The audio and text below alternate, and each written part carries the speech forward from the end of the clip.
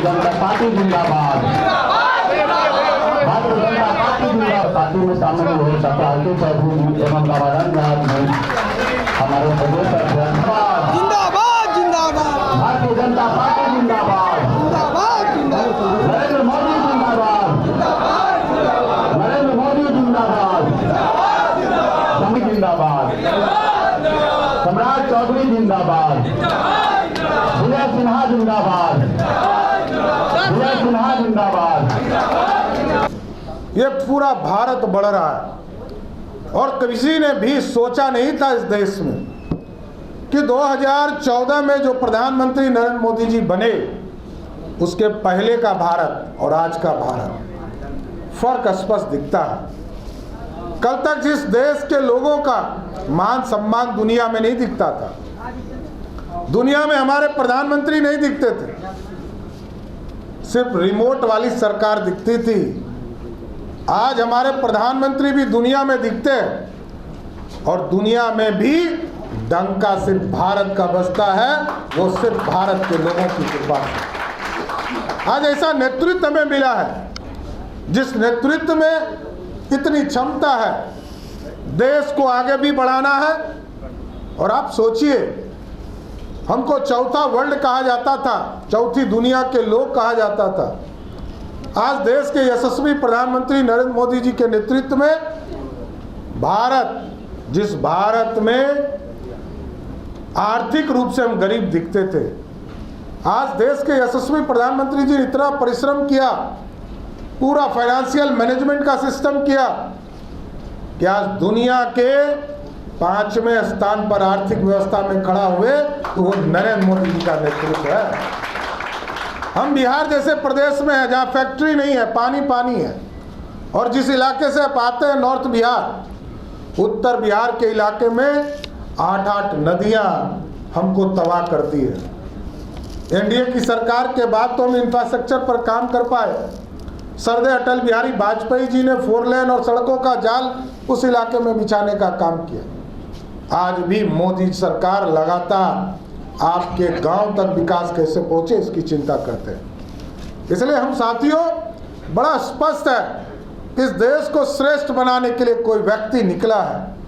आज इसके पहले तो कई प्रधानमंत्री हुए देश में, लेकिन जिस तरह नरेंद्र मोदी जी ने सपना देखा है 2047 का भारत, आज हम 5वें स्थान पर हैं। मोदी जी का सपना है 2047 के पहले दुनिया के सबसे बड़ी ताकत बनना है, तो हमको आगे ले जाना पड़ेगा। और गरीबी, कल नवादा की पावन धरती पर उन्होंने स्पष्ट तौर पर कहा कि हम सत्ता में मौज करने नहीं आए, सत्ता में तब तक संघर्ष करते रहेंगे, तब हमारा काम पूरा होगा जब एक एक गरीब हमको मुख्य धारा में और अमीर बनने का काम, सपना इस देश में पूरा होगा। अभी गरीबी को हराना है। और आपने देखा किस तरह भारत के लगभग 80 करोड़ लोगों को, जब कोरोना की स्थिति बनी, लोगों को खाना नहीं मिल रहा था, रोजगार नहीं मिल रहा था। आज देश के यशस्वी प्रधानमंत्री जी ने कहा 80 करोड़ लोगों को पिछले 4 वर्षों से मुफ्त अनाज देने का काम मोदी सरकार कर रही है। खाने का भी चिंता मोदी सरकार कर रही है।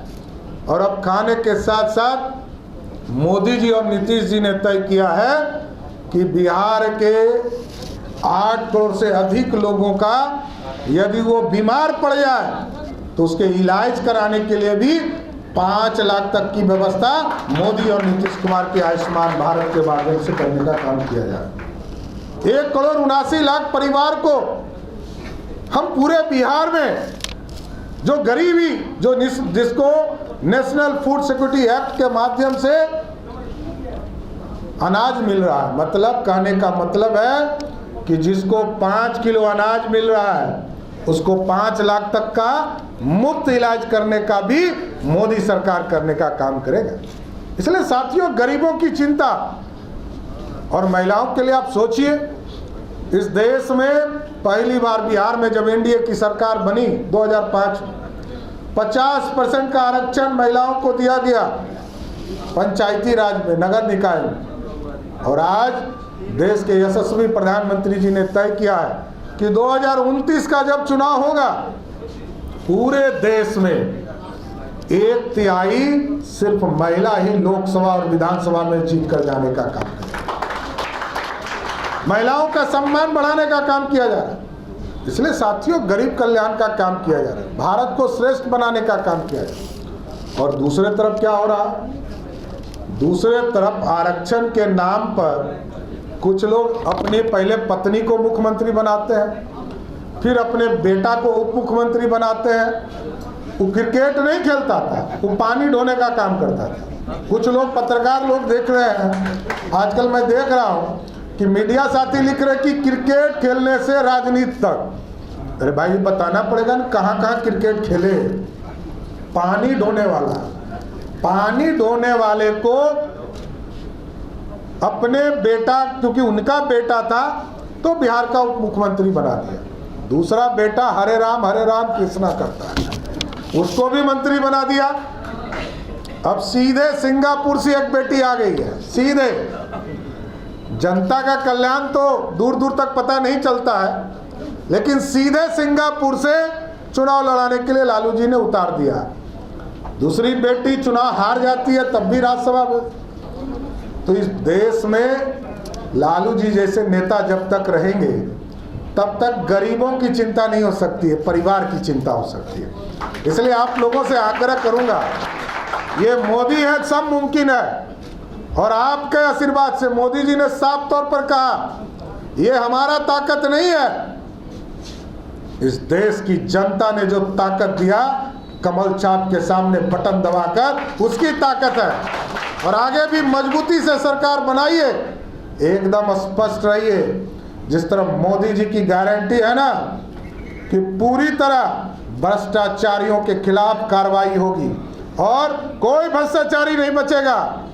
देश में जितने भ्रष्टाचारी हैं, चाहे वो झारखंड की सरकार के मुख्यमंत्री रहे हो या दिल्ली में आप पार्टी वाली सरकार बैठी हो, ये कोई बच नहीं सकता है। उसी तरह बिहार में भी हम लोगों ने तय किया है, कानून बनाया, ये जो माफिया लोग हैं ना, आपके गांव में शराब बेचवाता है बच्चों से, आपके गांव में बालू जमीन हड़पने का काम करता है, जमीन हड़प लेता है गरीबों का, उन सारे लोगों का इलाज होगा। एकदम स्वस्थ रहिए।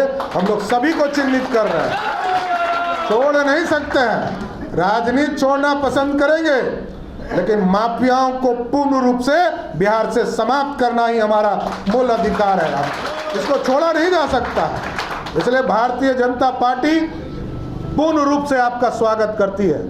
भारतीय जनता पार्टी बिहार को श्रेष्ठ, देश को श्रेष्ठ और दुनिया में कैसे भारत की डंका बजता रहे, इसकी चिंता करता है। और लगातार आपने देखा, इतिहास हमारा गवाह, भारतीय जनता पार्टी अखंड भारत का सपना पंडित चाणक्य ने आज से 2000 वर्ष पहले देखा था, और आज भी हम खड़े हैं। कश्मीर से कन्याकुमारी हमारा है, इसको कोई रोक नहीं सकता। कांग्रेस पार्टी के नेता लोग कह रहे 371 धारा, उनको 370 याद नहीं रहता है, 371 धारा याद रहता है। अब सोचिए, अखंड भारत का सपना यदि कश्मीर से कन्याकुमारी तक जो हमारे नौजवान हैं, और बिहार के तो हजारों बच्चों ने कारगिल के युद्ध में या कश्मीर में अपने प्राणों की आहुति दिया, उस सब का कांग्रेस पार्टी अपमान कर रही है। इसलिए आज डॉक्टर आर.के. चौधरी जी, आदरणीय रामानंद राम जी, उपेंद्र प्रसाद जी 2 दिन पहले ज्वाइन किए हैं, सबका मैं फिर से स्वागत करता हूं। और भारतीय जनता पार्टी देश के विकास के लिए, बिहार के विकास के लिए, देश में भ्रष्टाचारियों को समाप्त करने के लिए और माफियाओं को पूर्ण रूप से समाप्त करने के लिए पूरी तरह कटिबद्ध है। और आगे भी हम लड़ते रहेंगे। आप सभी लोग ज्वाइन किए, सबका स्वागत करते हुए अपनी बात